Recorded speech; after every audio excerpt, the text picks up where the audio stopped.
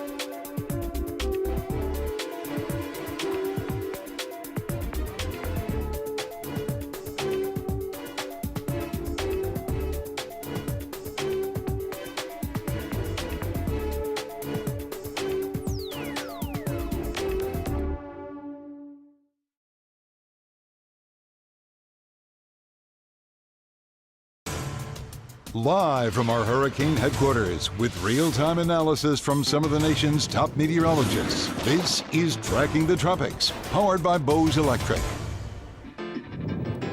As Hurricane Milton garners significant strength heading in our direction, the Tampa Bay area bracing for a once-in-a-century type storm, with the most pertinent question tonight being, where will Milton hit? Tonight, a special Sunday night edition of Tracking the Tropics to analyze the track and to answer your questions live interactively from the Stream Center. Hello there and welcome into the Stream Center, folks. JB here with our team of meteorologists, meteorologist Eric Stone and Chief Meteorologist Jeff Baradelli. While we were in countdown, they were talking about the 18Z, and my goodness, we will break that down. A lot to discuss on tonight's edition of Tracking the Tropics. We know that there's so many people asking questions tonight. We are going to get to all of your questions, or as many as we can, in tonight's Q&A. We're going to do an extended live Q&A with Eric and Jeff. You can start typing in your questions right now with hashtag #HeyEric, hashtag #HeyJeff, or hashtag #HeyJB. We are looking there at Hurricane Milton, a Category 1 hurricane. Before we start to answer your questions, we're going to send it over to Chief Meteorologist Jeff Baradelli to break down the very latest at the wall. And Jeff, this is all anyone's talking about tonight in the state of Florida. Yeah, you know, this could potentially be the biggest hurricane that we have seen in the Bay Area in over 100 years. And what that means is if you've lived here all your life, you've never experienced a hurricane this strong before. Now, that assumes that it hits us directly. And right now, that's what it looks like going to happen. And there's no way that the west coast of Florida is going to escape a major impact, but we don't know exactly where it's going to go just yet. What we do know is as it heads over the southern Gulf of Mexico, the wind shear is up here, but the storm is down there, so it's shielded from the wind shear. And because of that, National Hurricane Center making this a Category 4 for 3 time periods, actually. Look at that. Winds of 145 miles an hour. And they mention in their discussion that they may be too low with the intensity of this storm. And that's because at least 3 of our, or maybe even 4 of our hurricane models predict this could briefly be a Cat 5 hurricane. But here's the good news, if there is good news, and that's it's going to weaken. We know that as it starts to move north and interact with the jet stream and wind shear, it's going to weaken a little bit, down to a Cat 3. But here's the problem. If a storm is a Cat 4, Cat 5 over the Gulf, it builds up that huge surf and that huge swell and storm surge. And then even though it weakens as it makes its way towards land, it carries a lot of that storm surge with it. It does not, unfortunately, dissipate very quickly. It kind of lags 12 to 24 hours behind. So we'll have a Cat 3 storm with winds, but probably a Cat 4 type storm surge across the Bay Area. That's certainly possible. But the real question is exactly where does the center of the storm go? Does it go just north of Tampa Bay? That would push water into the bay. Does it go just south of Tampa Bay? That means the worst storm surge is from Manatee County down to Sarasota County. Again, the storm could be anywhere within this cone, and even outside of it, outside chance of that, but it could be as far north as Crystal River, as far south as Naples. And remember, the storm's going to get bigger as it gets closer to us, so that means the impacts are going to be very widespread, bigger than the cone itself. The Gulf of Mexico is record hot right now, and that's why we're expecting it to be a Cat 4, maybe even briefly a Cat 5 in the Gulf of Mexico. So the reason why I'm showing you the spaghetti models is there's no more clarity than there was yesterday, because there's still a big spread that goes from about Hernando County all the way down to just south of Fort Myers. So it really could be anywhere within there. And the consensus is right over Tampa Bay. Those are the black lines. just to give you an idea. Now, the official forecast from the National Hurricane Center is just slightly south of that. Let me show you the trend from the National Hurricane Center. Last night at 11 p.m. at around this time, the storm was projected, the center of the cone projected to go through Indian Rocks Beach. Then at 5 a.m. today, they moved it south to St. Pete Beach. Then at 11 a.m., they moved it south of the Skyway. This, 20 miles makes a huge night and day difference in the amount of surge that we get here in the Bay Area. And then at 5 p.m., they kind of kept it where the 11 a.m. track was, maybe shifted it a couple of miles south, but it really doesn't make much of a difference. The real key is which side of the bay does it hit, because it could force water in or out of the bay, and that makes a huge difference in terms of the impacts. All right, so here are our computer models from this morning, and it's still somewhat similar. The American model is north towards, now the new one is towards Hernando County, but the earlier one was the Crystal River. And I'll show you the morning models because they're usually a little bit more reliable than the afternoon models. The European was on the south side of Tampa Bay. The newest European pushes the storm right over Egmont Channel and then right on top of downtown Tampa. The German model is right through Sarasota, and that's always been a pretty reliable model as well. So it's somewhere in that zone probably. Now for the next couple of days, for about the next, let's say 48 hours or so, the storm is going to be unaffected by the jet stream, probably through about Tuesday. But Tuesday morning, we'll start to see the jet stream interact. And watch what happens. Instead of moving straight east, all of a sudden it gets lifted to the north and pushed northeast. The question is, how far northeast? It is a critical question that we just cannot answer yet. So when are we going to see those tropical storm force winds arrive here in the Bay Area? As it stands right now, it'll probably be Wednesday morning. But again, the track is still a little bit in limbo, so it could be a little later during the day on Wednesday. Could even be earlier, but it's more likely to be slightly later. If it moves in any direction, it'll be slightly slower and slightly later. But plan on tropical storm force winds most of the day Wednesday, and then those hurricane force winds wherever the storm makes landfall sometime Wednesday afternoon into Wednesday evening, according to the latest National Hurricane Center track. So you can see the storm's moving east, and so are the waves getting larger and larger as the storm gets stronger and starts to expand. So the storm will weaken as it heads towards land a little bit, but at the same time, it's going to expand its wind field, and so it will expand its surge. So you can watch this kind of making its way in. It's an offshore wind most of Wednesday, but Wednesday evening, the wind switches onshore and it pushes that surge in. So I want to go through a couple of storm surge scenarios for you. If the storm makes landfall in Pinellas County north of Tampa Bay, with the counterclockwise flow, it pushes all that water straight into Tampa Bay, and everybody really from Clearwater, maybe Tarpon Springs, all the way south across the bay and into the bay and down towards Lombo Key, everybody sees the surge. This is a worst case scenario. And if we do see surge right into the bay, well, it's likely to be higher than the 1921 hurricane of 11 feet. Helene was 7 feet. It could be double that. Not out of the question. So it would be a tremendous surge into Tampa Bay. Storm surge scenario 2 takes the system further south, makes landfall around Lombo Key or Anna Maria Island. And then in that case, we have offshore winds in Tampa Bay, so we do not see the flooding across Pinellas County and Hillsborough County, or at least nearly as much. It goes from catastrophic flooding to manageable flooding in Tampa Bay, but obviously it's catastrophic flooding along the coast all the way down into Manatee, Sarasota counties, and probably even south of that into Fort Myers. Okay, so here are your takeaways. I'm going to leave you with this. We are likely to have a major hurricane Wednesday somewhere in the Bay Area, the strongest storm in 100 years. The landfall is likely to be near Tampa Bay, but which side of the bay is paramount in terms of how destructive the storm is going to be. Tomorrow, finish your preps. Make sure you finish your plans. You go over those plans with your family. And then Tuesday, that's the last day to evacuate. Some of us will be evacuating tomorrow.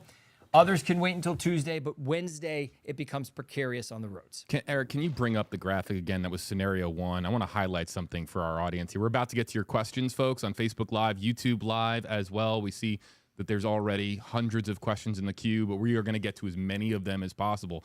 But this is season 6 of Tracking the Tropics. This is the 6th year that I'm doing this. And I've been listening to our meteorologists for many, many years. And they have always, made it clear that the worst case scenario for Tampa Bay would be a storm that would be basically moving in this similar direction and moving all of that storm surge directly into the bay. See those arrows, folks, the red arrows? When I saw this graphic, this was the graphic, Jeff, that made my heart drop, because this is basically what you've been talking about since, the first few months that I met you, about the worst possible outcome for Tampa and the surrounding area. So the Tampa Bay Times years ago did a bunch of scenarios. They ran computer models, And what they looked at is what's the worst case scenario in terms of the direction of the storm coming in. And Eric and JB, what they found is that storms that come in from the west are the worst, directly from the west. This is coming from the southwest, but it's not coming at the angle of Idalia or Helene from the south-southwest.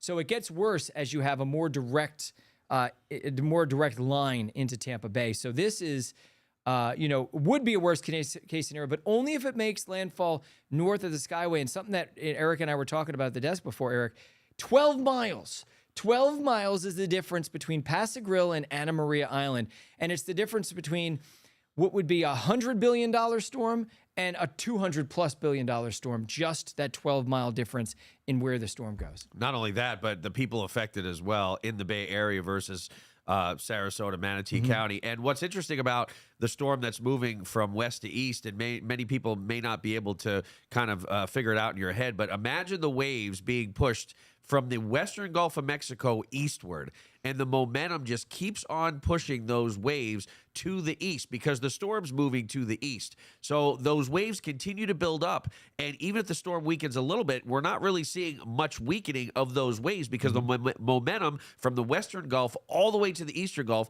it's pretty much moving parallel to where it's pushing the waves all the way into the Bay Area, which again is different than Helene and some other storms that are pretty much from south to north. So this would be the worst case scenario. Yeah. So now this is storm surge scenario 1. Jeff played 2, and that brings us to our Q&A. So folks, we are here tonight to answer your questions. We know that there's a lot of speculation online, a lot of people that are making claims on social media.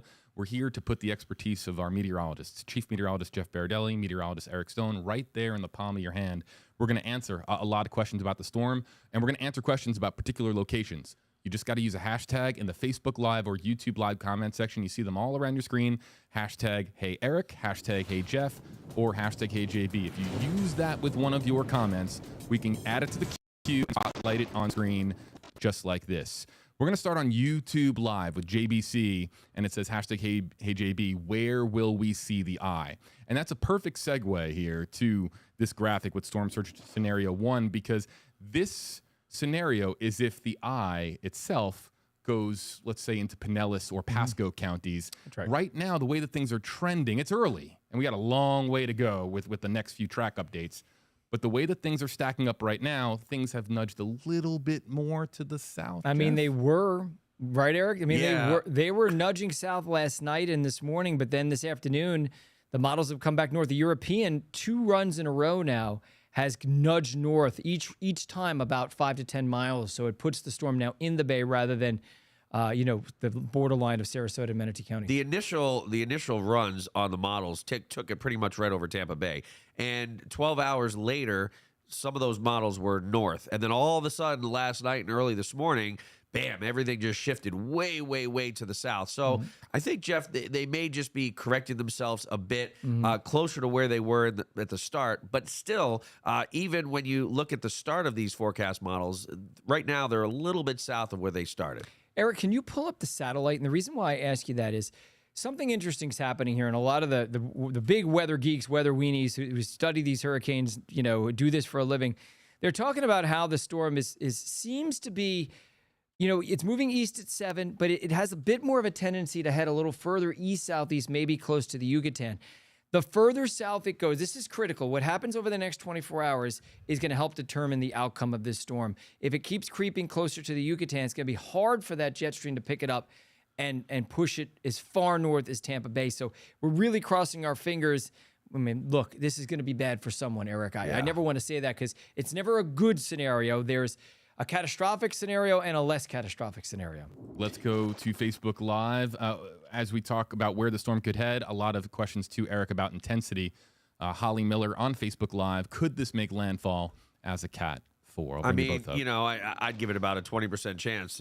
At this point, anything is possible because if this stays to the south, if this somehow avoids wind shear and somehow takes a more southerly track and it isn't influenced, Jeff, by the jet stream as much, then this could hold a Cat 4 status for a little bit longer. But it would also miss us. Right, but it would would also miss Tampa Bay and it would head south closer to like Fort Myers and Naples. But the question I think was, could it make landfall as a 4? So I think if it stays south it would make landfall well south of Tampa as a Cat 4. But the further north it goes, I think that wind shear would break it down just a bit. And it's a little bittersweet because the storm is going to weaken as it heads our way, but it's all as it weakens, instead of having a core that's really strong, it's going to then start transferring that energy outward and making the storm bigger. So the intensity that goes into a storm can either make the core really strong like Hurricane Charlie, or it could make it really immense like Hurricane Helene. So what we're going to be seeing is a really strong core transitioning to a larger hurricane. So yeah, it might be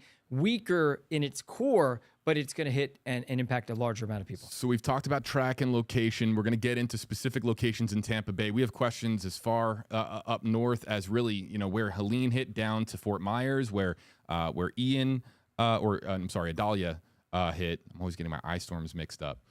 We're going to also be talking about intensity, the Cat 4 question we just had. I want to ask about speed really quickly because Helene was racing at more than 20 miles per hour when it moved so far inland. We want this to move across the peninsula as fast as humanly possible. What speed are we going to have when it actually does make landfall wherever it does? Well, it's moving at 7 miles an hour right now. I'm betting it's going to be honestly, I'm not exactly sure, but I'm betting it's going to be about 20 miles an hour when it gets to Tampa. Yeah, I think it'll be 15 to 20, 17, 18. It's going to be a fast-moving storm, definitely. Because once a feature like a jet stream or some more bigger feature interacts with this, it tends to pull it and steer it a lot quicker than when it's just kind of moving on its own. Let's go to this question. Oh, no, we just took Holly. Let's go now to, I believe, also on Facebook Live.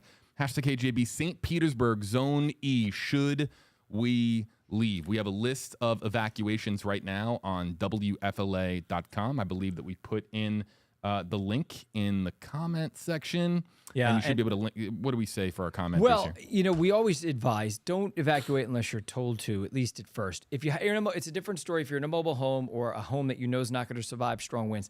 But we run from the water, but we don't run from the wind is generally the rule of thumb. So because we're going to see a mass exodus of people because there's going to be mandatory evacuations, we ask that people that people are not ordered to evacuate don't evacuate immediately. But obviously, everybody's got their own circumstances, right? Some people are just not going to be in a solid structure home, and they may have to make a decision on their own to evacuate. So I'm going to leave that to you, but that's generally the rule of thumb.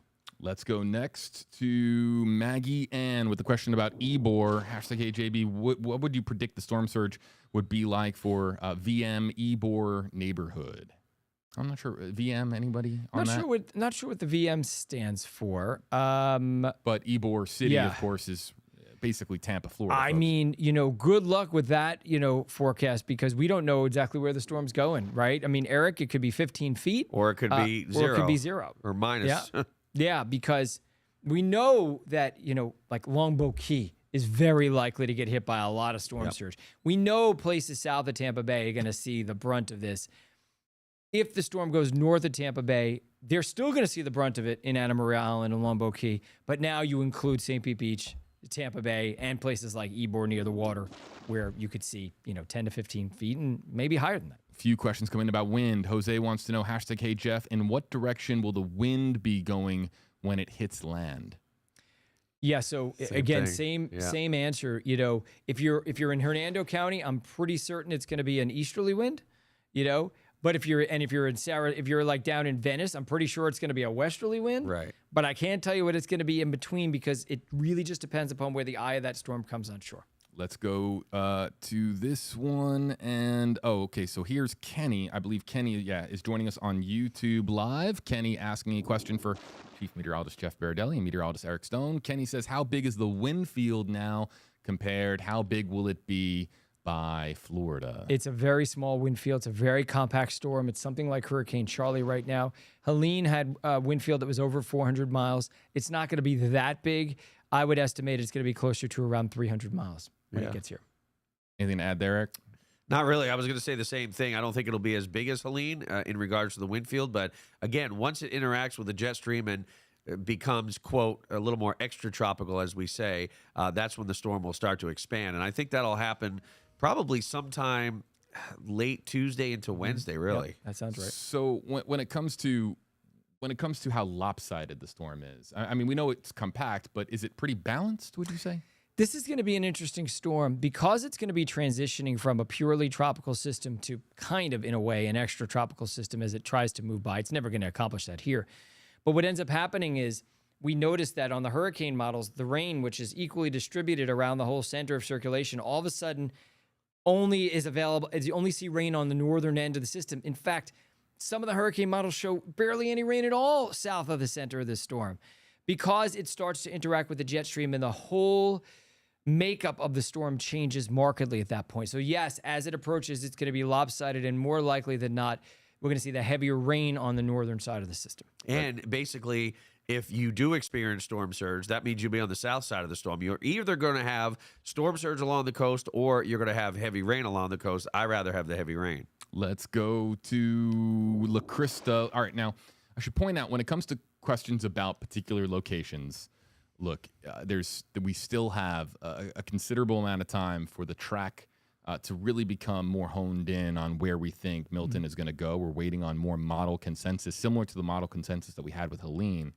La Crista still wants to know, what will inland Clearwater get weather-wise? I mean, maybe we break down some of these questions based on the scenarios that you presented earlier, Jeff. Yeah, we can do that. Eric, do you want to bring up the scenarios, the storm surge scenarios? Yep. I think the best answer to this question, we'll do the scenarios anyway, but the best answer to this question is that we are not going to know, I think, with certainty until tomorrow night. Tomorrow night, I think and even tomorrow night's early, because that's still going to be about 48 hours before the storm.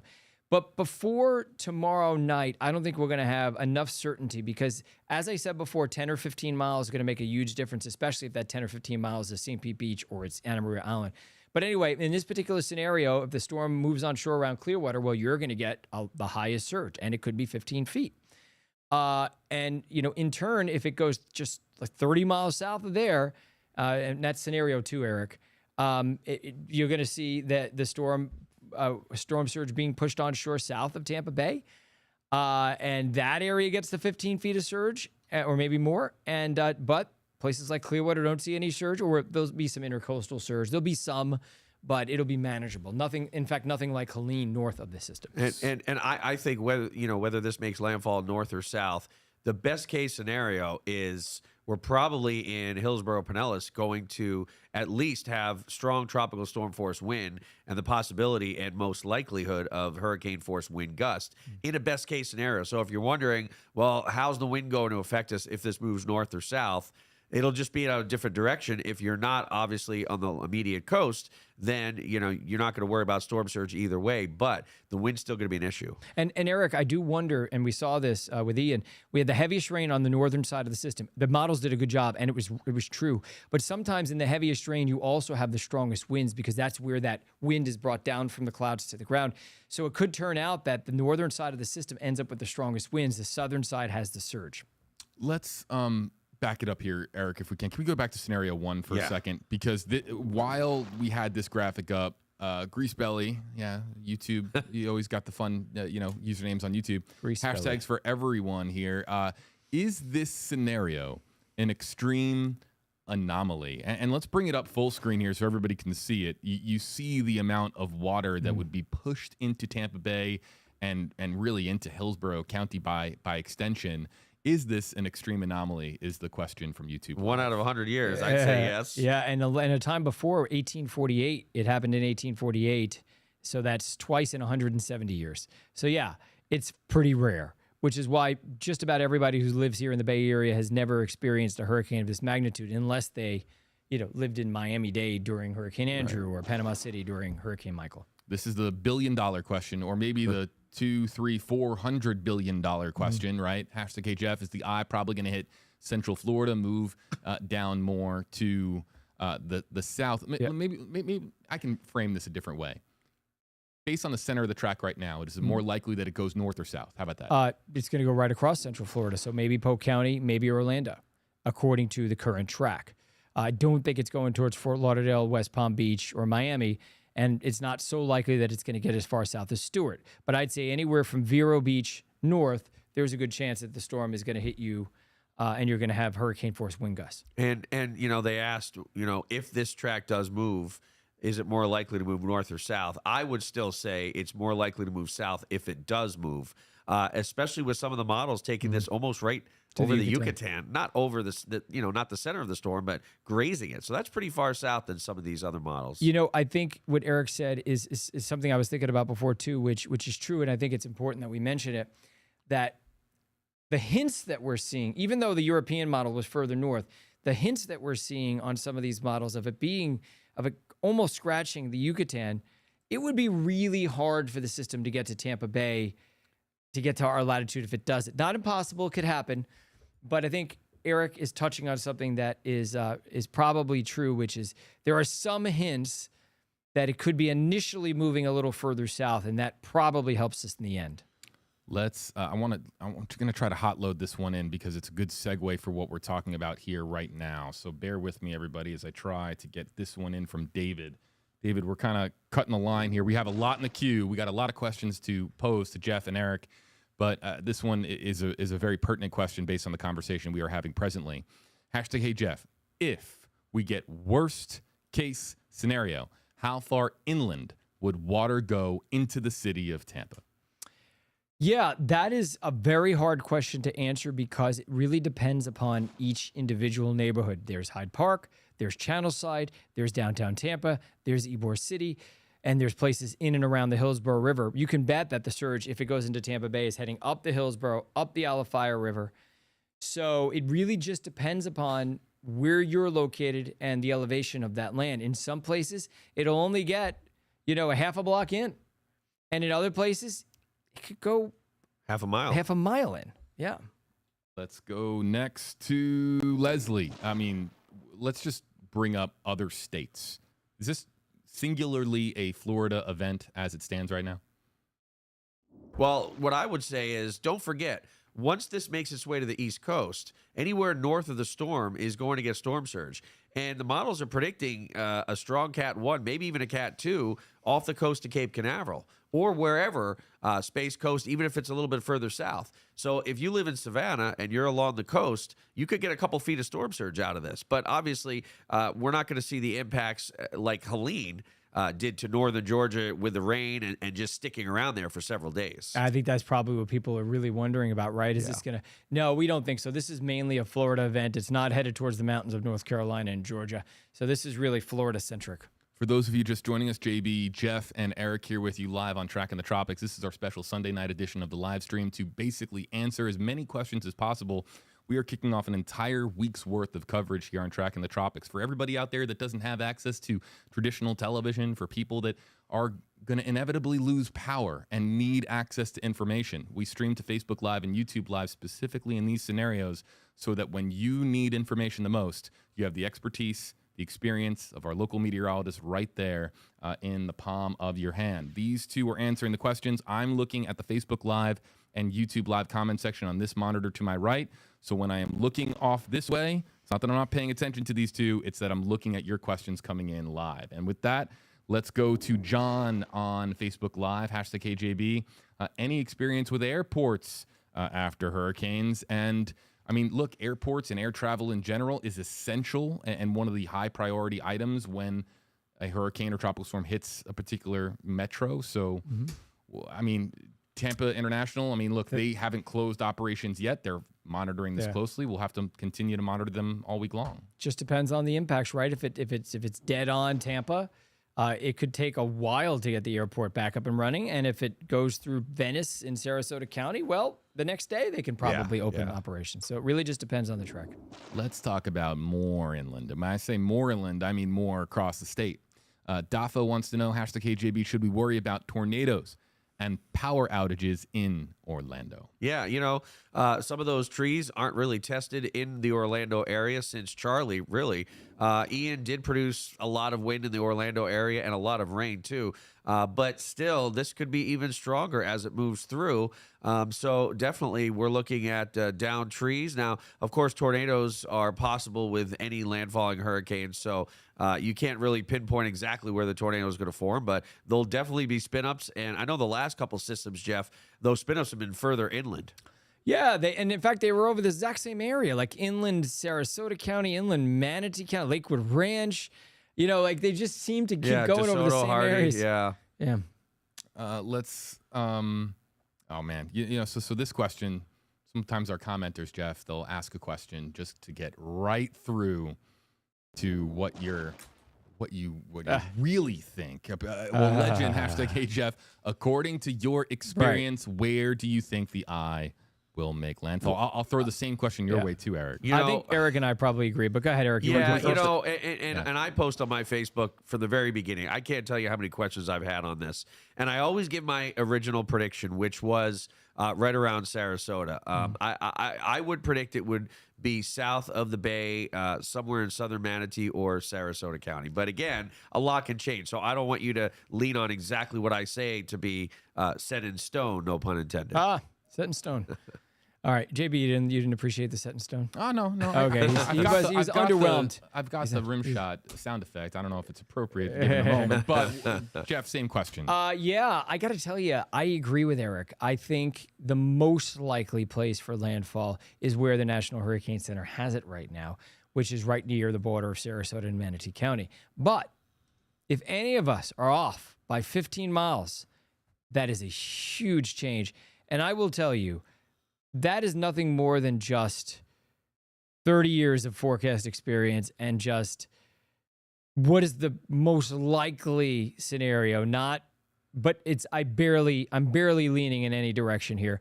I like the Icon model. It's been doing really well this season, and it's showing landfall somewhere in that zone. Yeah. You know, and most people don't go by the Icon. I generally don't, but it's been so good this season. And the hints that we're seeing with our graph model, in-house graph model, kind of showed a little further south. It's going to be really close. It could be Anna Maria Island, and that is, you know. And again, we don't know. So we don't want you to make your plans based upon what we think is most likely, because it would be dangerous. Honestly, we really don't know. Eric, you would agree with that? Oh, right? of course, definitely. Yes. Yeah. Guys seen Star Wars? I mean, the original Star Wars? Yep. When I was a kid. Been a long time ago. Okay. So the at the end of the first movie, the X-wing is coming down the trench and fires proton torpedoes in the precise exact spot down the chute to basically blow up the Death Star. You guys know the iconic cinema moment. This storm right now is all the way to the west, actually closer, obviously, to Mexico than it is to Florida. Way closer to Mexico than it is to Florida. My question is this, similar to that movie moment and kind of the opposite end of this, sort of, because this would be a very bad thing, not a good thing. Is there any scenario where the actual eye itself, comes right in through Tampa Bay? Of course. I mean, passes right past Egmont Key and goes right into the bay, and that the eye of the storm is sitting on Tampa Bay itself. The European model that came out just a few minutes ago has the storm move right over Egmont Key, right over the Sunshine Skyway, right over McDill, right over downtown Tampa. That's the latest European model. So yes. And how catastrophic would that be? Not as bad as if the storm made landfall in Madeira Beach. Yeah. And because so believe it or not, the worst case scenario is probably the storm makes landfall in Indian Rocks Beach.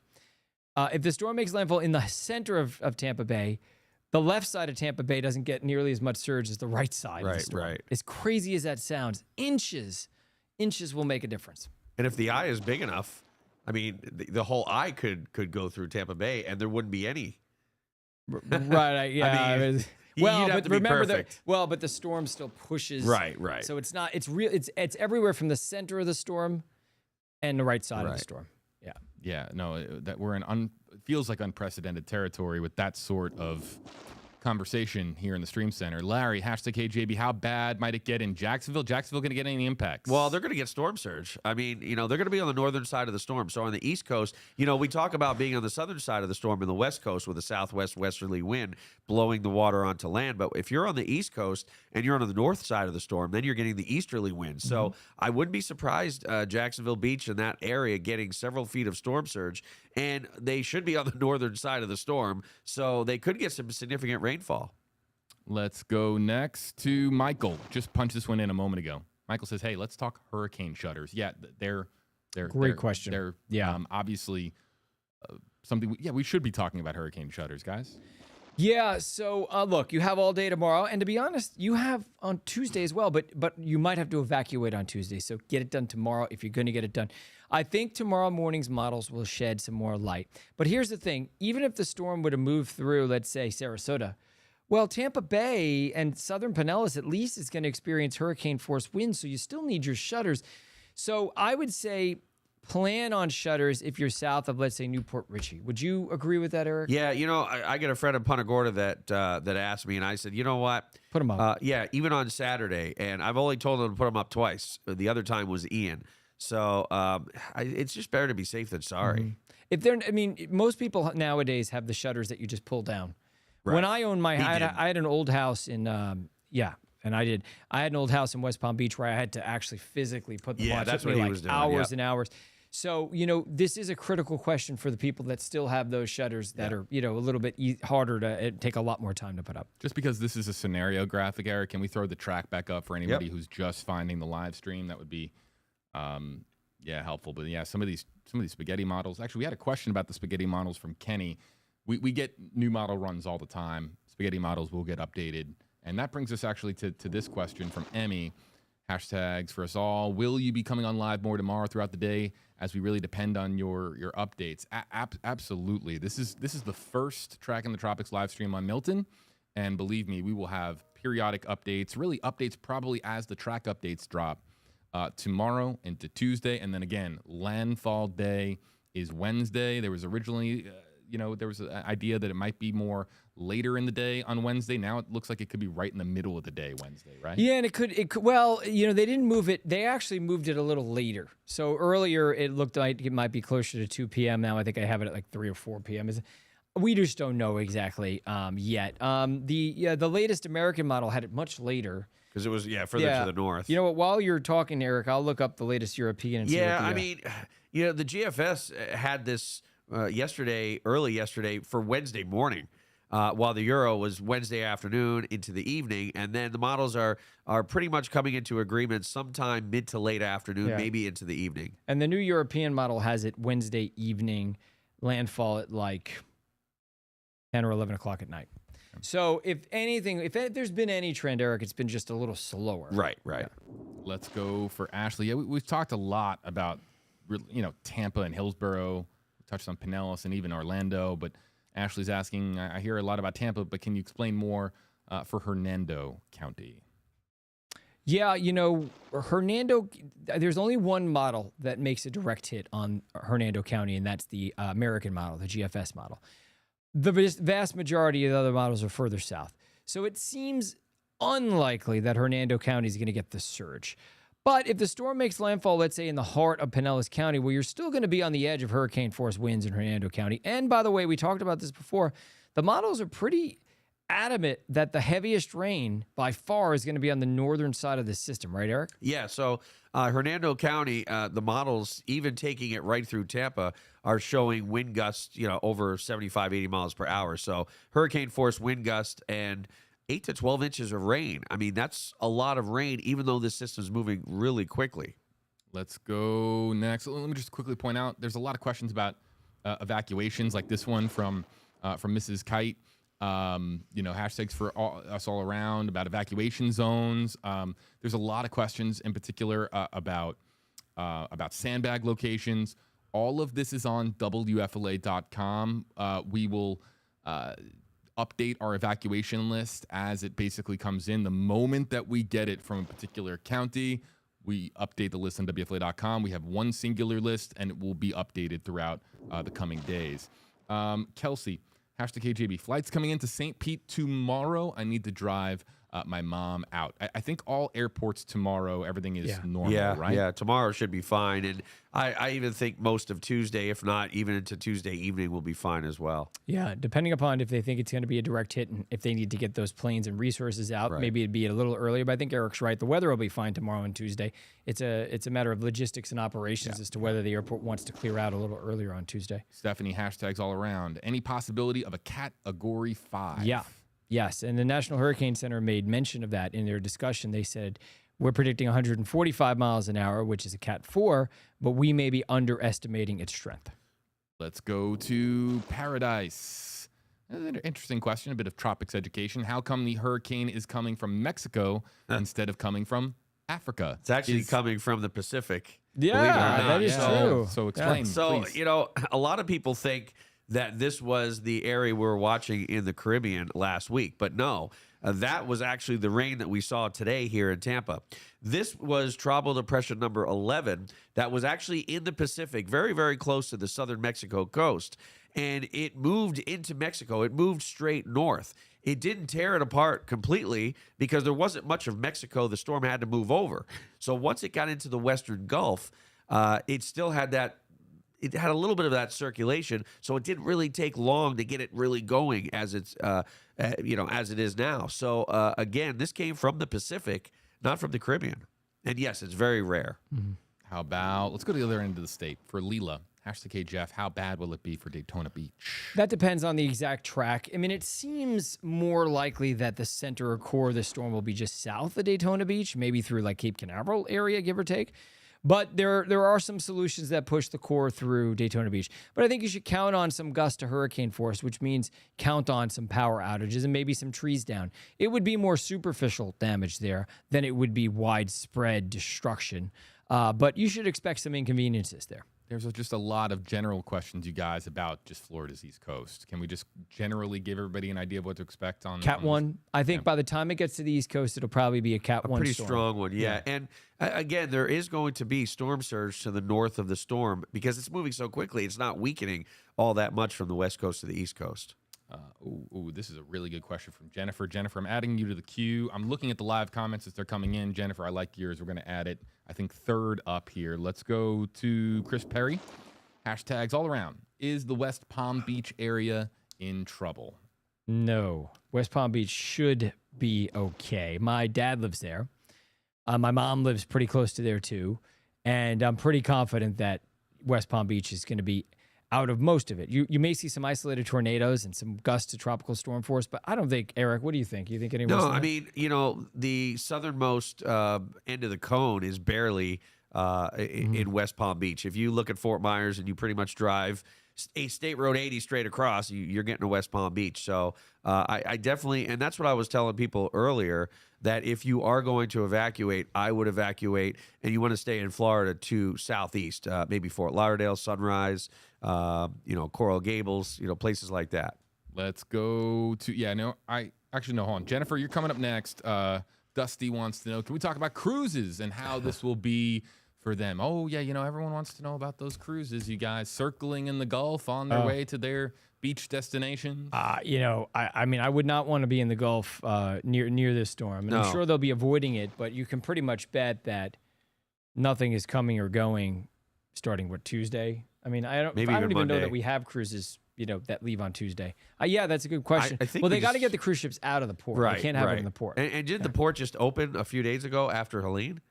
I don't think it's been open that long. I don't know. So- Yeah, that's a good point. But you can't have the cruise ships in the port when the storm comes in. As far as cruise ships that are presently cruising about, in the Gulf and to the south, look, cruise lines have teams of meteorologists that are focused on making sure that all of these cruise ships are navigating safely away from the storms.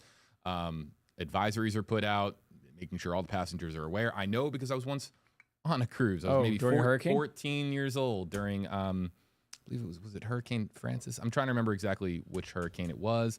But I just remember, it's not a great experience. We had an extra 3 days added. It's not a great experience. You have to cut down on water. Yep. There's a rations of food that are given out to people. It's not all you can eat. It's not all I don't you like can, that. unless you're going fishing off the side of the cruise ship, Jeff. I mean, I don't know. You're not going to be fishing off the side of the cruise ship. You do something else off the side of the cruise ship if you're near a hurricane. Jennifer, hashtag Hey Jeff, this year, what model has the most accurate track prediction? This is the question I said that I love. And Eric, maybe can you bring up the different models so that we can actually demonstrate what Jennifer is getting at this year? The only model that we don't quite have far out is our in-house graph model, which, did the best with Helene with a slightly easterly track. And it usually does. It's a higher resolution model, but obviously the European and the German model have really performed over the years. You know that other graphic I have? It's got the five global models on it? That's the one I want Let's to bring see that one too. up. That shows where the German model is. Give it a second. There it is. Jeff loves the German model, folks. You know what? It's German engineering, folks. It's German engineering. No, I look. I think to a degree, the meteorology community has kind of always poo-pooed this model. They've, we never really took it seriously. But I'll tell you, with Beryl, which was a storm that was a Cat 5, remember earlier in the year, it was the only model that brought the storm towards like the Louisiana, Texas coast. The rest of the models would taken it to like Tampico, Mexico, or Brownsville, Texas. But the Icon, for days and days, insisted it would be in the northern Gulf, and it ended up making landfall, not quite to the Louisiana border, but over Houston, just south of Houston. So it was right. And then in the case of Helene, it showed the storm making landfall around Perry, that area, and that's where it made landfall. So I got to say that I think, and we don't have statistics for this, this is just kind of like what I've observed, that probably the Icon model has been the most consistently right with its track, and it has Sarasota-ish right now. And it's funny, it's average, right? It actually looks like the average or consensus of the models. And pretty close to where the National Hurricane Center has their track too, by the way. I can't help but feel like we've graduated to a point now with people who love talking weather on social media that at the end of the season, we almost need a model report card to kind of govern which, in a particular season, which model had it right. Now, the Euro gets a lot of love and on social media, but maybe this is a year where certain other models take center stage. It's like a breakout. It's a breakout year for, I don't know that we would have the stats for the Icon, though, because I think that's something that would have to be released by, whoever's running the Icon over in the German government. I don't know. We do have stats. The American model, the UK Met, the European model, so on and so forth, Canadian model. I don't know that I've ever seen stats for the Icon model. They exist probably, but I haven't seen them. So we'll see. We might be able to tell you that at the end of the season. We've put this one off for long enough. We've got a ton of questions about Lakeland and Polk County. Linda, hashtags for all of us. Can you touch on Polk, Lakeland, please? And then Lil Lace. Hashtags all around. How windy will Polk County be? AKA, what cat will we be hit? Cat 2, cat low, cat 3. Again, in Polk County, Lakeland. Probably a 2, right? Yeah. I mean, Lakeland being on the west side of Polk County, I'd say a pretty strong 2. Obviously, this is going to weaken. It's not going to be like Helene, where it's going to go 100 miles and still be a major hurricane or, close to it. But it's going to be, still moving pretty quickly. It's going to weaken pretty fast when it comes on land, and usually systems that have downward momentum. Like we may see this weaken from 150, 60-mile-an-hour storm in the Gulf to like 120 when it reaches the coast, like a 40-mile-an-hour dip's not out of the question. And it's almost like going down a hill. Once you're already going, as soon as you hit land, you get another push straight down. So it's going to weaken, I think, pretty rapidly as it goes across the state. Let's go to Joe on, I forget which platform this is on, hashtag Hey Eric. Look, worst case scenario for Anna Maria. And Anna Maria Island is an area that, of course, got impacted by Helene. We saw it from Eagle 8 HD, Eric. So, you think about some of these areas that were really hit hard or impacted in some capacity by Helene, and Anna Maria Island is one of those locations. Right. Like I said, if the eye moves north of Anna Maria Island, that's where you're going to get the greatest storm surge. And I would say probably, 2.5 times what we saw with Helene, up to, 15 feet, Anna Maria Island, if this moves to the north. Best case scenario, obviously, is it moving to the south. So, again, it really all depends on the track of who's impacted. Let's go next to Pete. Pete, hashtag, hey JB, are you personally preparing for intense winds?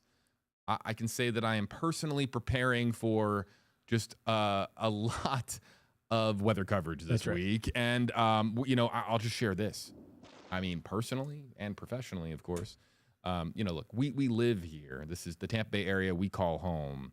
And, but, we'll be away from our families this week. It's not easy. However, I don't know about you, Jeff. I mean, with my family, we were making preparations all weekend long, just making sure that we talked about all the different scenarios. But let's just talk about professionally here for a second, because look, WFLA is located right on the Hillsborough River. And during Helene, we had several feet of water move into our parking garage and surround the station. We had video, and for perhaps some of our Our stream audience will remember the video that we shared the night that the storm hit. I mean, WFLA was surrounded by water. It was basically, the building and water all around it. And Eric, you and I were downstairs. I remember that very vividly. We were down there. We could not believe it.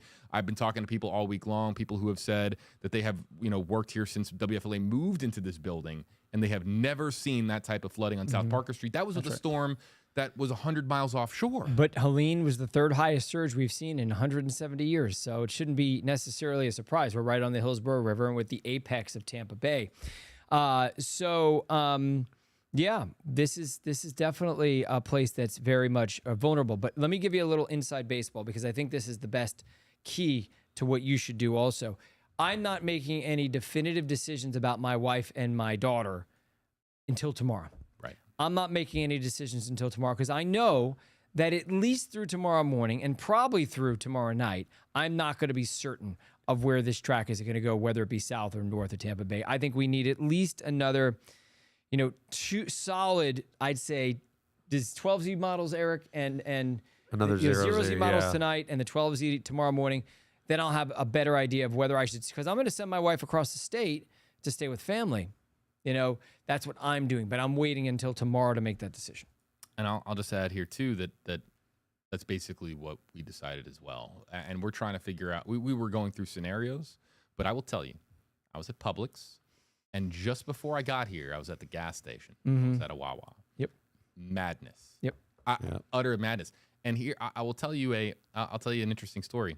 My wife and I, we actually went to Publix, our local Publix, the moment that first cone dropped, and it was already madness. And the woman ahead of me, and I'm thinking to myself, everyone's just getting ready for a weekend of watching football on the couch. They're picking up their chicken wings. People They're are paying picking attention. up their Lays, their Ruffles. No. The woman ahead of me in line was talking with the woman at the register about, oh my goodness, did you see it could become a cat too? I mean, it was literally the talk at our local grocery store. I went to a Marathon gas station in Channelside. They were out of gas. Wow. So I went to, luckily I found a station near this, a gas station near the TV station that did have gas. But I got to tell you, there are going to be some gas stations that don't have gas anymore, and there are going to be stations where you have to wait. We, at this TV station, if the storm looks like it's heading into Tampa Bay, we are probably going to evacuate and have to broadcast from a different facility. And that's, of course, something that we are, again, waiting to make the best decision for our team based on, of course, the information that develops over the next 24, 36 hours. Let's go. Quick check. It's we've been on stream now for approximately 50 minutes.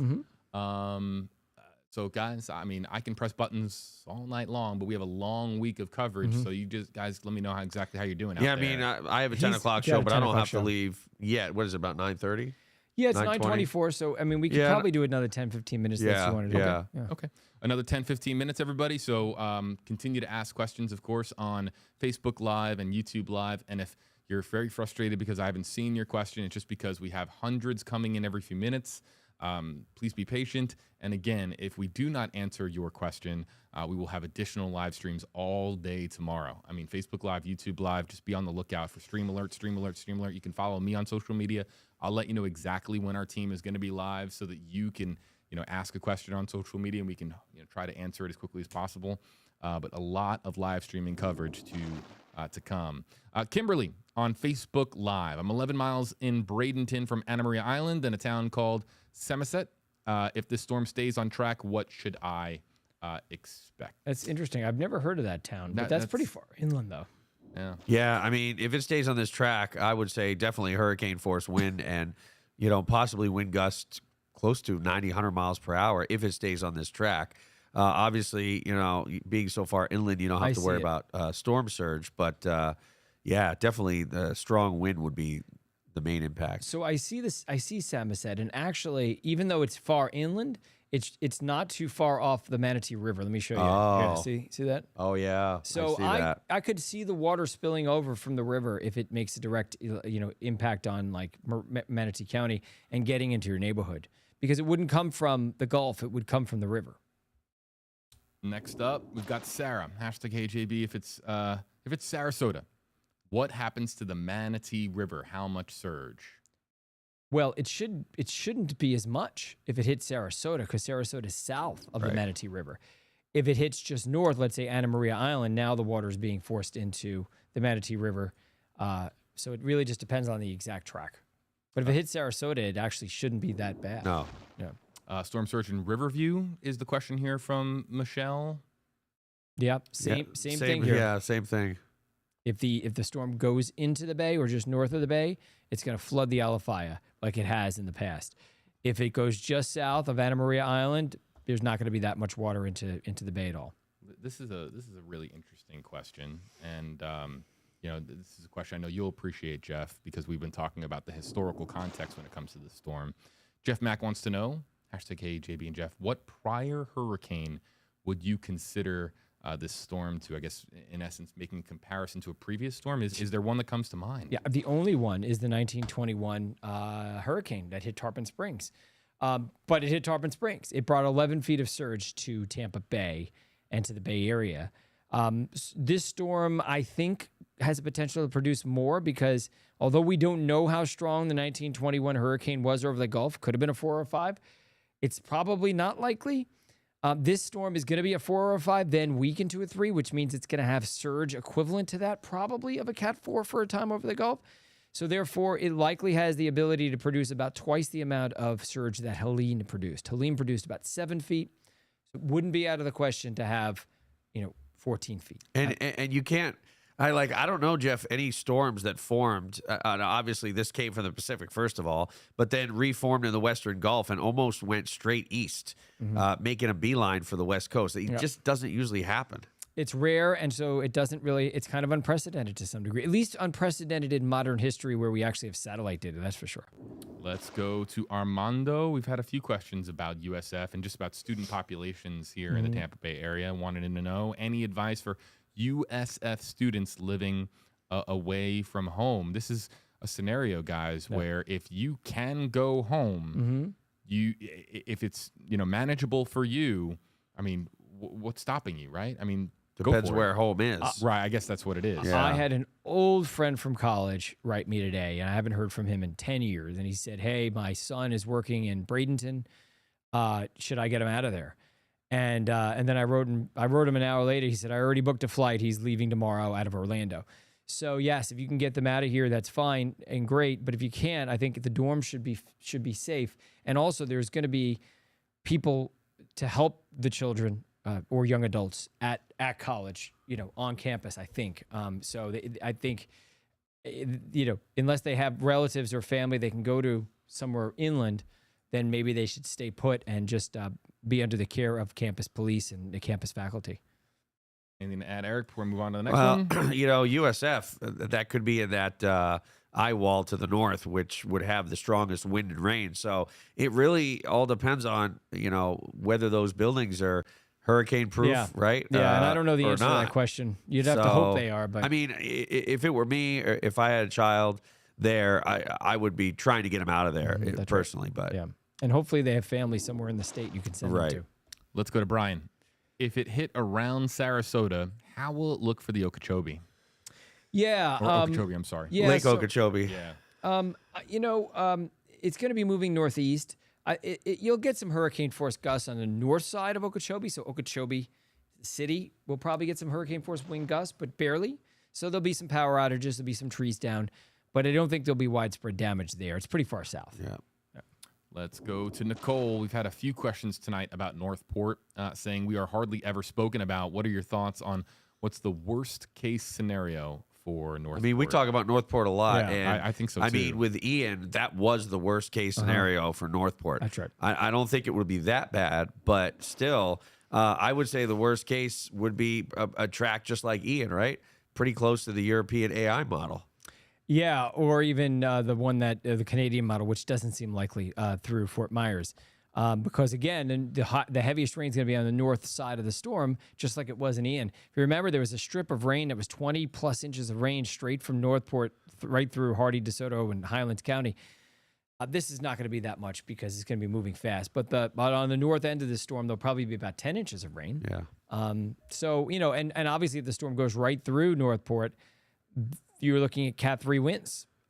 Gusts probably over 120 miles an hour.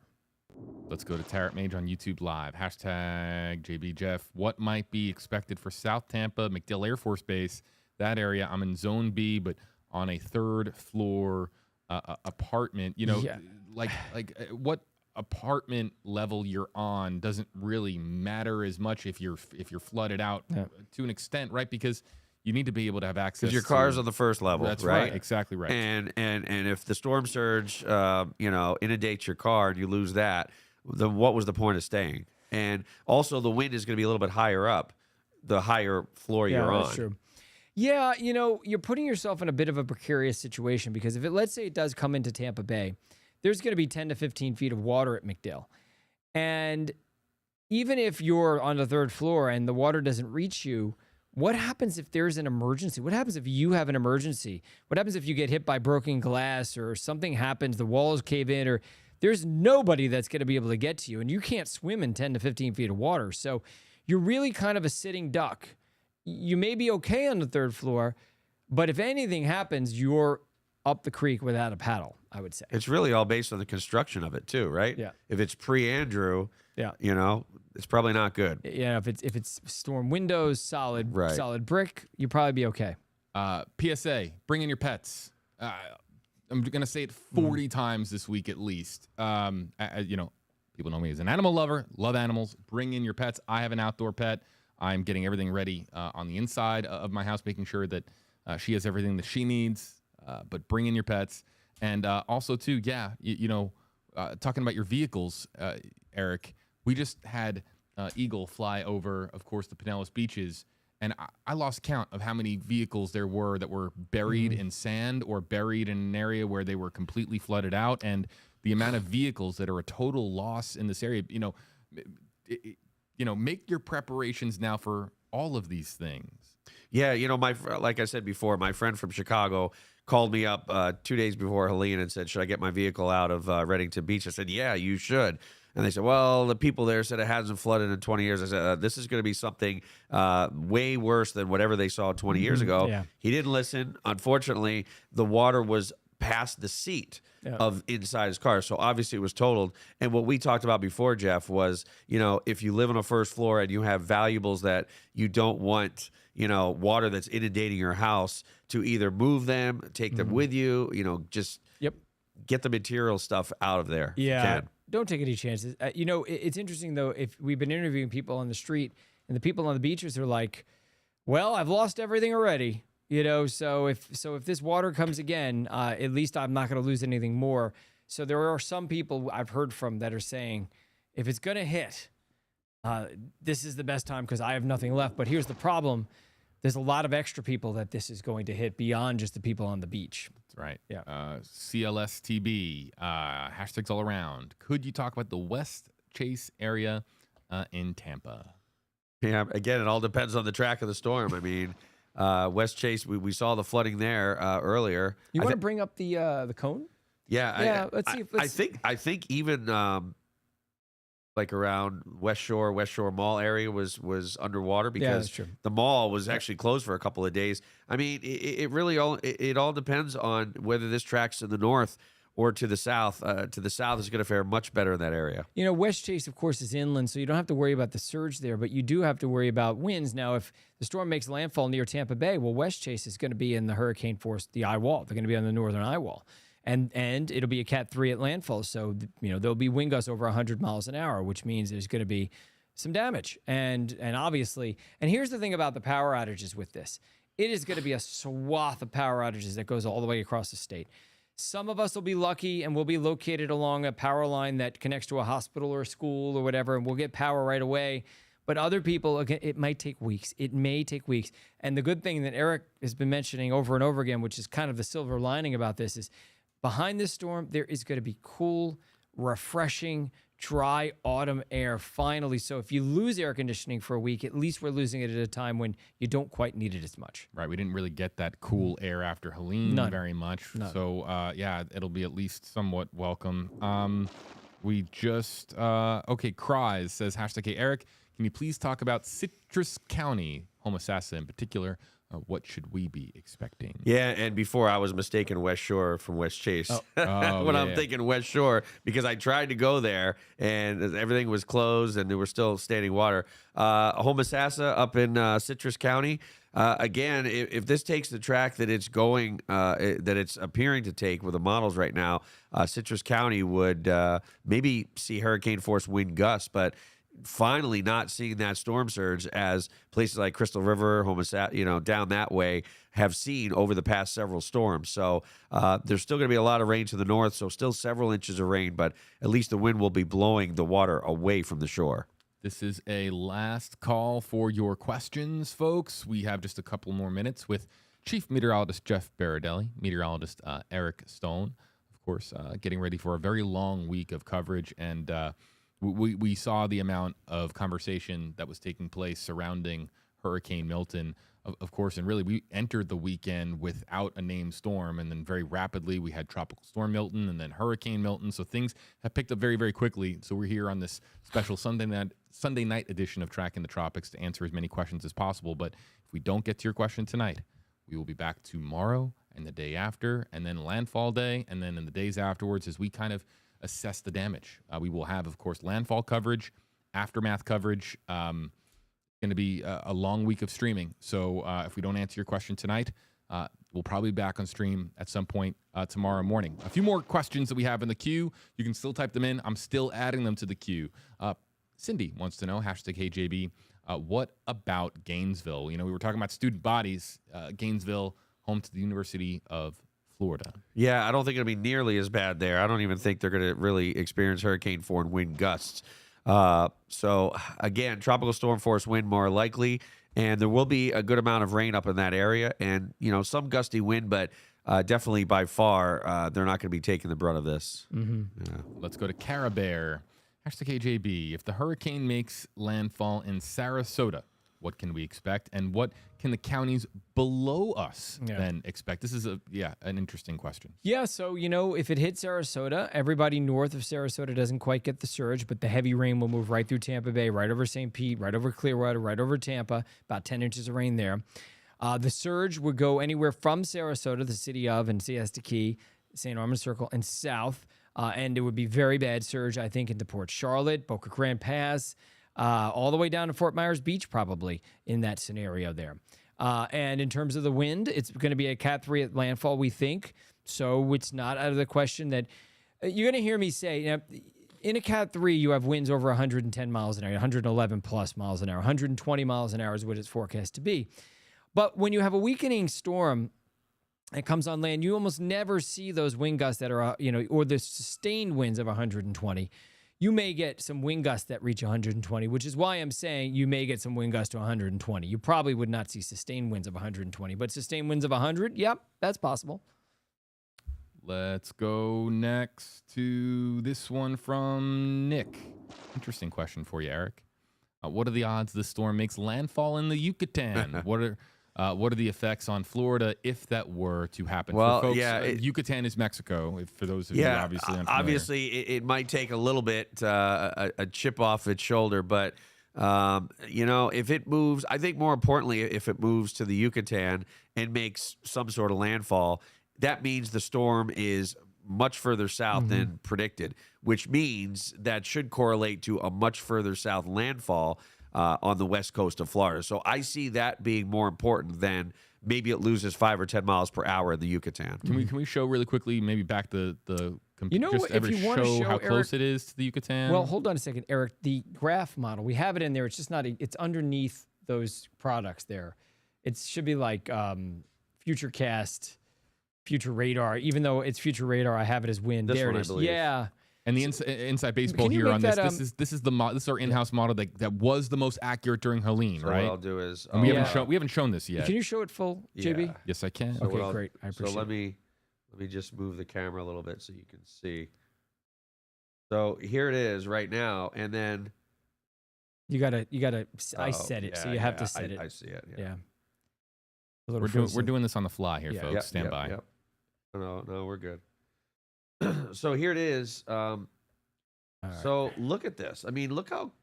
So close. Oh my literally- God! But it's been showing that. And so is the icon, by the way. Right, but I mean, this, it looks this like I think it is a looks like little it's bit closer, rolling Jeff. on it. It looks like it's Yeah. rolling on it. Yep, it does. And remember, the latest run came in, I think, 7:15, 7:30. Yeah. So this is definitely a little different. But show everybody what happens at the end. Right. Yeah.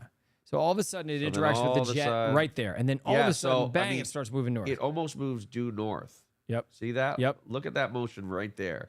It's almost moving due north, but then it kind of goes back to the northeast. But How if far does it go? Does it? Can we? Is that the furthest it goes there? the, the furthest it goes is 2 o'clock. Yeah. So that's Wow. it. And the reason why it cuts off is because these high resolution models take a ton of computer space, Right. and we only run them out 72 hours. Right. So on that particular trajectory, I did a rudimentary extension of that Right. with Eric, and it takes it right near the mouth of Tampa Bay. Yep. Even though it's so far south, it still corrects itself, almost goes straight northeast. So I still think it's less likely that if it goes that far south, that it's going to come into Tampa Bay. But if you extrapolate that track, it does take it right near the mouth. Yeah, and I'm not sure why it's taking it almost due north toward the end of that, toward Tuesday night to Yeah. Wednesday. It just none of the other models take it due north at all. But none of the other models take it that far True, south to true. begin with. So it's Yeah. almost like just making up time, making up ground. But anyway, the Icon does something similar and ends up into like somewhere near Sarasota, Bradenton, which might be something more realistic. Yeah. But that's you can see now. You know what's interesting, Eric? Can you go back? I want to show everybody how the wind field expands. Watch this. Okay. Look at this. It's tiny. Look at that. So wait. It's like wait. Charlie. Let me. Wow. Yeah, no, I didn't note that. Yep. So because here we are. it's small, and notice. Okay, go forward. Doesn't make right landfall, there. by the way, Yeah. technically, Yeah, right? it just doesn't. because It it's doesn't. close. It doesn't. And And now now watch look how this. big As it soon is. as it interacts with the jet stream, Yeah. it just expands. Whoa. So now it's redistributing its energy to the outsides of the system and losing energy at its core. So the core is weaker, but it impacts more people and it creates more surge because it's spreading out like that. And is that why you're talking about this potentially getting downgraded to a Cat 3 at a landfall? It's very likely going to be downgraded to a Cat 3 at landfall. Yeah. So we don't want to scare people. It could be a 5. It could be a 5. You may wake up, on Tuesday morning and it could be a Cat 5 storm, maybe even late tomorrow night. But I doubt highly that this is going to be anything more than a Cat 3. And when we stream tomorrow, JB, Yeah. we're definitely going to have a pretty good idea of where this model takes this, right? Because, this goes out till 2 o'clock Wednesday. We go 12 hours tomorrow at 11 o'clock when we stream. Yeah. That'll be 2 a.m. on Thursday. See how slow that is, though? Right. Yeah. And Yeah. this model is a little bit slower, Yeah. but it should still give us a pretty good idea of where it thinks it's going to make landfall. Let's go to Christopher Burns. Hashtags all around. Fort Myers Beach area, please. I'm 3 miles off the beach, and we had 3 feet of storm surge during Ian. How do you think this storm might compare for us? Yeah, I don't think this is going to be another Ian. And if you had 3 foot of storm surge with Ian with 18 foot at Fort Myers Beach, I don't think you're going to have too much storm surge if you're that far inland.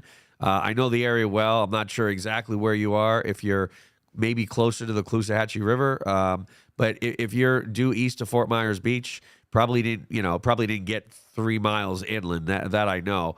But if you're closer to the river, then you probably did have that. I don't foresee that being a big storm surge event. Last 3 here in the queue. Debbie, what about Sumter County? She asks. That's a little bit further to the north, right? It seems less likely that Sumter County would have very major impacts. Right. I still think, though, those gusts close to hurricane force are possible in Sumter County. Sumter County is just east of Hernando County and Citrus County. You're inland.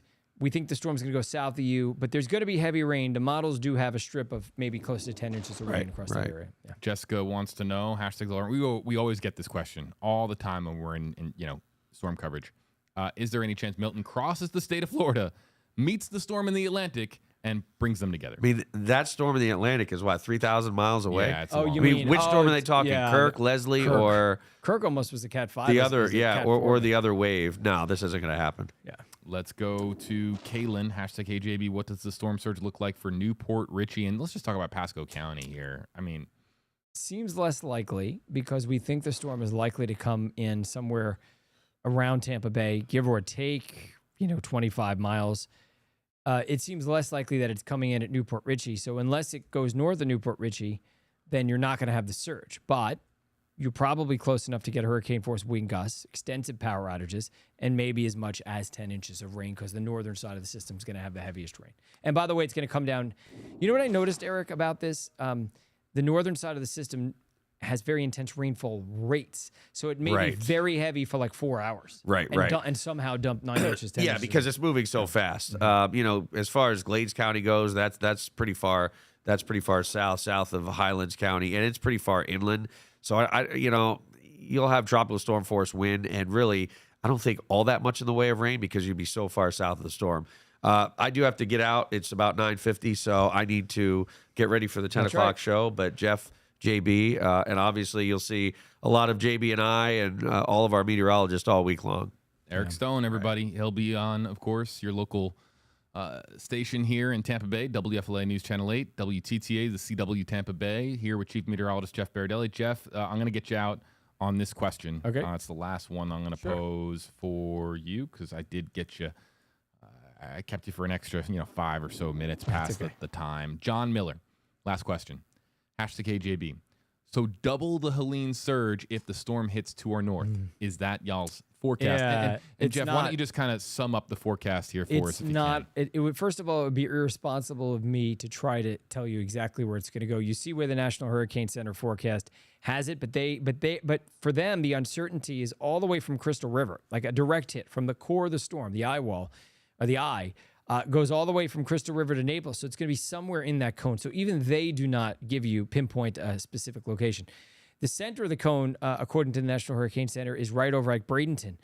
So, if that misses, if it ends up being just 10 miles, 15 miles north of that, there would be 15 feet of surge in Tampa Bay. So that would be a worst case scenario if it goes just north, like say it comes on shore, St. Pete Beach, Madeira Beach. So, but it would be irresponsible of me to say to you, that yes, we're going to have 15 feet of surge in the bay because I think the storm is going to come on shore, Madeira Beach or, St. Pete Beach or Indian Rocks Beach, because we just cannot tell. Honestly, we may not have it nailed down exactly until hours before the storm. We'll know approximately, but here's the thing. With Helene, the storm could have went to St. Mark's, it could have went to Perry, and it didn't make that much of a difference in terms of the surge. But here, if it hits St. Pete Beach, there's 15 feet of water in the bay. If it hits Longboat Key, 15, 20 miles south of there's not much of any water in the bay. And so it is a stark difference. And it's really hard to pinpoint. And just think about this, JB. We're going to have the Wobble tracker live tomorrow. Yep. If it wobbles, it will change 20 miles. Is this the most consequential storm for the Wobble tracker? I think so. I really, really do, because people are going to be you're going to have to watch the Wobble tracker up until the storm is like 20 miles offshore, because we've seen, JB, storms wobble 20 miles easily a few times in their track for like Hurricane Helene. So if you picture a storm that's about to, we think, make landfall in Anna Maria Island, then all of a sudden it wobbles just 20 miles north. Now all of a sudden it's coming into St. Pete Beach or Madeira Beach. So we'll have the Wobble tracker up and live for you on the website tomorrow. And then this is something we're going to need to track like minute by minute as the storm approaches the coast. I really, really think so. That's part of my, kind of housekeeping notes. Jeff, I'll let you get back to it. Chief Meteorologist Jeff Berardelli joining us here on stream. Jeff, I'm just going to kind of go through where our coverage kind of goes from here. Yep. Okay. I appreciate great to see everybody. Us. I didn't see you, but it was great to see you. Yep. And but I'll see you tomorrow. We have the selfies come in sometimes, so hopefully we'll be able to show, where people are watching Absolutely. from. Jeff Berardelli, folks, you can give him a follow. He's got several tweets that have gone viral on X, on his @WeatherProf account for Weather Professor. Give him, of course, a follow on social media for regular updates on the storm as it progresses and gets closer to the state of Florida. Okay, let's break down exactly what goes on from here. If you were with us during our Helene coverage, you have a pretty good idea of what to expect. It's going to be continuous coverage of this storm from this point onward, from this point to landfall and even after landfall. I want to point out that our streams are going to be really honed in on the advisory times, okay? The advisory times are, for those of you unaware, on the 11s and 5s Eastern time. So 11 o'clock a.m., 5 o'clock p.m., 11 o'clock p.m., 5 o'clock a.m. Look at your watch Eastern time. If you're coming up on 11 or 5 o'clock a.m. or p.m., you're going to have a track update. Those updates we will more than likely be live for. We, of course, are not going to be live tonight for tonight's track update. Our team of meteorologists will be downstairs, of course, for the newscasts, and we're also trying to get some rest.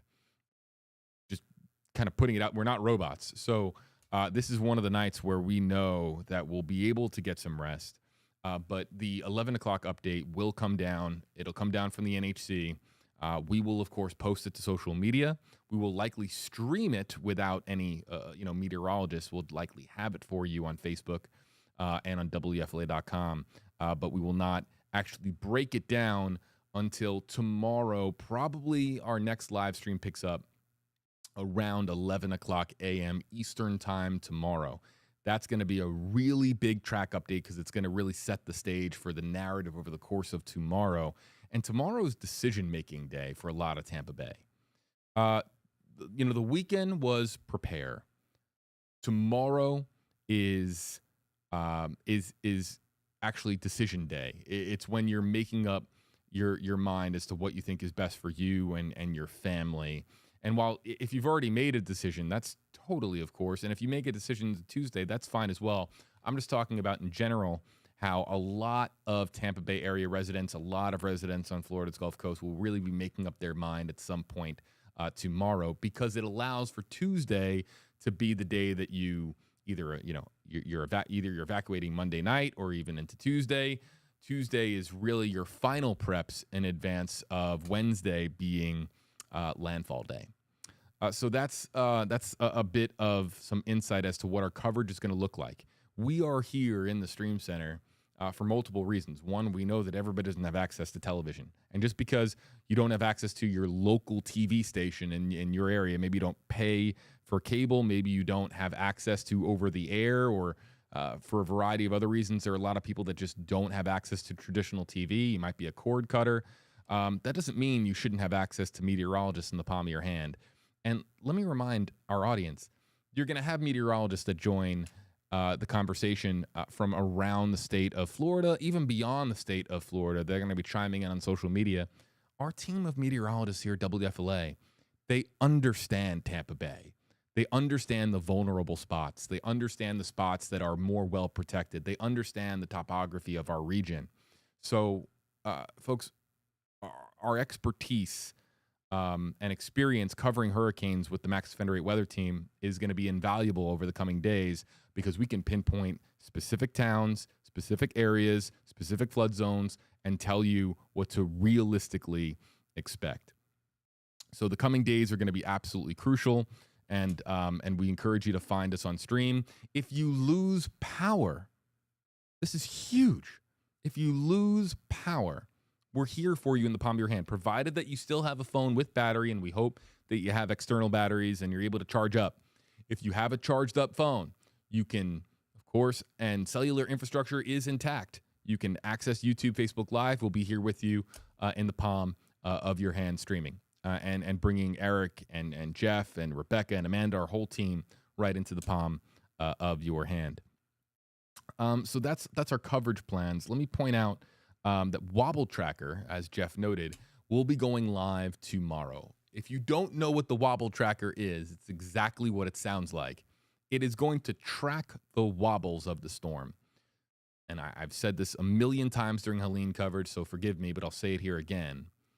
One wobble is a coincidence at this, as far as when we go live with it tomorrow. Two wobbles, we start to say, did you see that? And it gets our attention, our eyebrows get raised.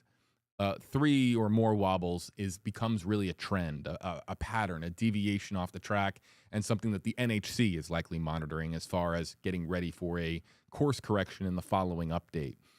because, again, the cone is still significantly wide, and wobbles are to be expected, especially this far out. What Jeff said, though, is unbelievably pertinent in that the wobble tracker, the WFLA.com wobble tracker, the real-time wobble tracker, will likely be more important for this storm than any storm in its existence. Reason being is because a wobble into Tampa Bay could mean catastrophic damage for Hillsborough and Pinellas counties. A wobble to the south could mean catastrophic damage for elsewhere. A wobble to the north could mean catastrophic, impacts for Pasco. Wobbles are going to be absolutely crucial with this storm because of the vulnerabilities of Tampa Bay itself. So the real-time wobble tracker will be streaming all the time on WFLA.com. Regardless if our coverage is here or not, we make that free and accessible to all around the clock on WFLA.com, regardless of whether or not we're here in the stream center, if we're getting some sleep, if we're actually eating some newsroom pizza, okay, or whatever the lunches are going to be that they provide at the station. We're going to have, of course, the wobble tracker streaming live, and there are a lot of folks that that have their command centers, their weather command centers. We've seen some setups with Report It, which I'll talk about more in a moment, with Report It, where people have 5 or 6 screens on their desk.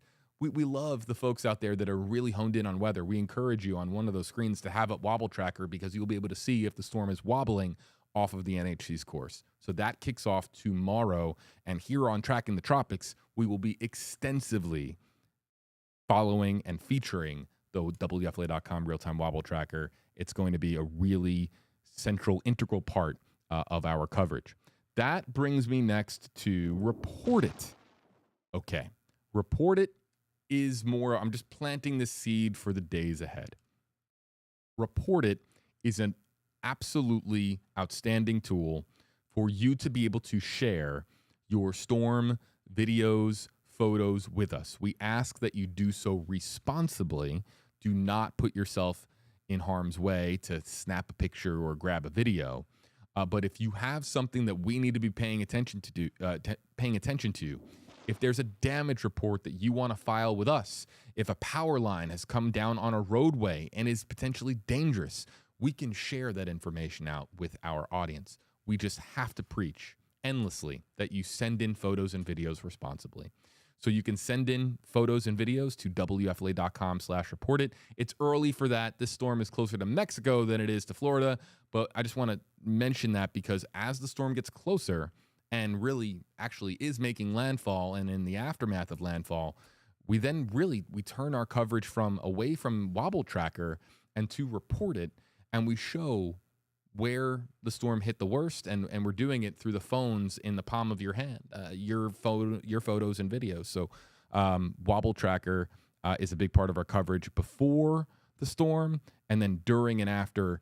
WFLA.com/reportit is a huge part of our coverage. Lastly, we will be, of course, live on WFLA.com, trackingthetropics.tv, and Facebook and YouTube Live with our coverage. I'd like to send a special thank you to our YouTube moderators. I see them out here tonight, from Chelsea to Michelle. See if we've got some others. Team Brittany is in there too. They are helping point our commenters in the right direction to great resources on WFLA.com, from evacuation zones to sandbag locations. They'll, I'm sure, be putting up the Wobble Tracker once we actually publish it for Milton. So a big thank you to our WFLA YouTube moderators. They are extraordinary, and they also help, keep our comment section clean of trolls and inappropriate comments of any kind. So Facebook Live, YouTube Live, we will be interactively featuring your comments. If we did not get to your comment tonight, we will get to your comment, I'm sure, in the hours or days ahead as our streaming coverage of Hurricane Milton continues here on Tracking the Tropics. So that's going to do it for our live stream. We are getting some shut-eye and resting up for what will be an extremely consequential week for the state of Florida. Milton is mustering its strength, and really the question now is where exactly Milton will head and hit. And Florida's Gulf Coast is on high alert, especially on high alert, after what we had with Helene.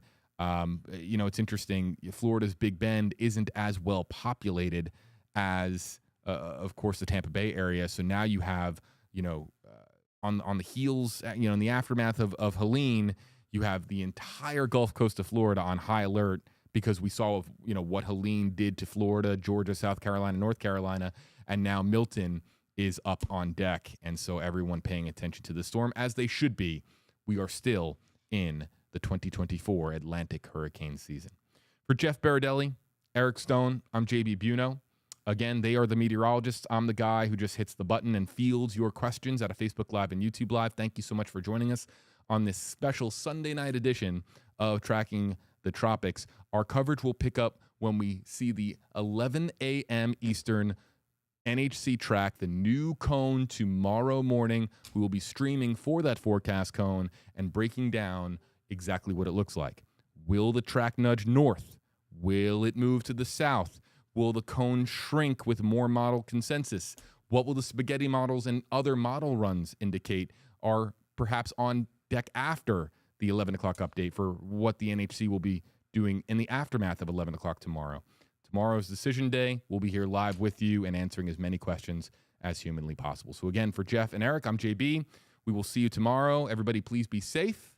And thank you for watching here from the Stream Center in Tampa, Florida. This has been Tracking the Tropics. We'll see you tomorrow, folks. Take care. Find Tracking the Tropics on these platforms. And for storm updates, the latest models, and helpful resources, visit trackingthetropics.tv.